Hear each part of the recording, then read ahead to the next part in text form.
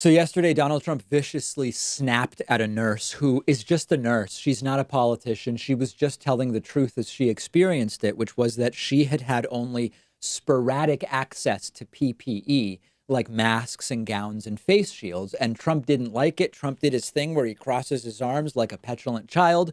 And he snapped at her and said, well, maybe your access was sporadic, but that's not what I'm hearing. Take a look at the video.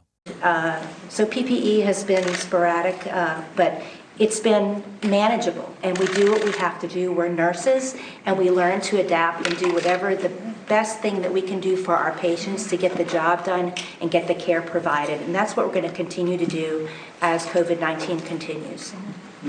Sporadic for you, but not sporadic for a lot of other people. Oh, no, I agree, Mr. President. Because I've heard the opposite. I've heard that they are loaded up with gowns now. And, initially we had nothing. We had empty cupboards. She wasn't even saying anything that bad, right? I mean, access to PPE has been sporadic but manageable, she says. It's not like a huge attack on Trump.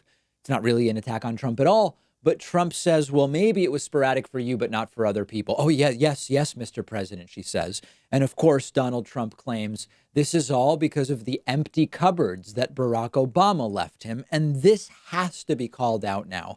When Trump says the PPE problems were because the cupboards were bare, Trump's had 3.5 years now. How is it still, even if you accept it was Obama's fault, which is ridiculous, but even if you accept it was Obama's fault that there wasn't PPE when Trump took over, it's been 3.5 years. You're telling me Trump couldn't get masks in 3.5 years? It's really, really weak stuff.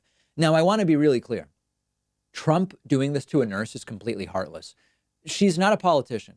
This is a nurse who treats patients. Doctors have the Hippocratic Oath.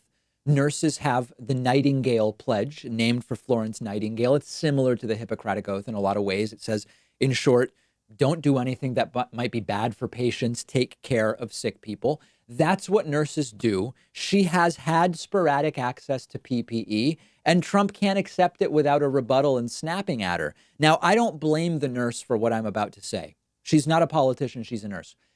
It would be great if someone in one of these situations, instead of saying, yes, Mr. President, of course, it would be better if they said, you've been misinformed, Mr. President. If that's what you heard, you weren't told the truth. I know the truth because I'm on the front lines.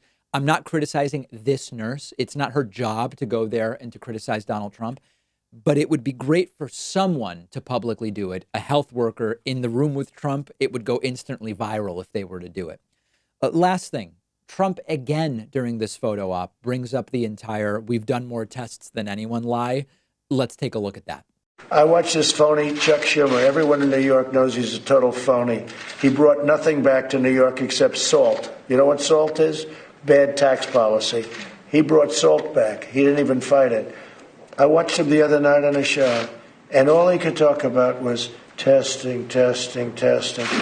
And yet I showed a chart yesterday where our testing is far superior to anybody else's testing. And then the other thing is very interesting. Because we did so much more testing, we have more cases. If I did little testing, we'd have practically no cases. So the headline was, we have more cases than anyone else. Well, China has more cases than us and other big countries. You're talking about big countries. But they don't want to choose. They don't want to use that. So I know I'm sounding like a broken record. I will continue to fact check this for as long as Donald Trump and Kayleigh McEnany and everybody else keep lying about it. We do not have enough testing. We are not the best in the world at testing. We are 41st in testing in the world per capita. 7 million tests don't matter if you have 331 million people. Iceland is second in the world in per capita testing. Israel is 13th in the world in per capita testing. Portugal is 15th. Spain is 20th. Norway is 26th. We are 41st in the world in per capita coronavirus testing.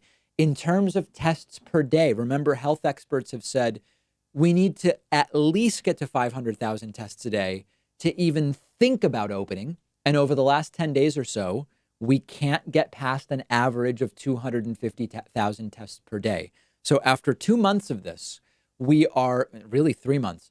We are just now getting halfway to the absolute minimum number we need to think about opening. And 500,000 tests a day is just a starting point. We ideally would pass 500,000 a day, en route to 1 million a day, en route to 2 million tests a day. Trump is failing hugely. It's tragic. It's embarrassing. But he's snapping at nurses who tell the truth. Back briefly to the PPE thing. There are healthcare workers who are dying because they're getting the virus. There are healthcare workers in places that still are rationing PPE, wearing masks longer than they should, for example. And Trump, who has been president for 3.5 years, is simultaneously saying there's more than enough PPE, but also saying any shortage is because Obama left the cupboards bare, even though it's been 3.5 years. It has to stop. I've got something really cool today. The first 500 people who see this video and go to davidpakman.com/skill will get a premium membership to Skillshare for 2 months for free. Skillshare is the online learning community offering thousands of classes on almost anything you can imagine. Everything's taught by experts. The classes get split up into bite-sized lessons. So even if you're really busy like me, you can fit Skillshare into your schedule.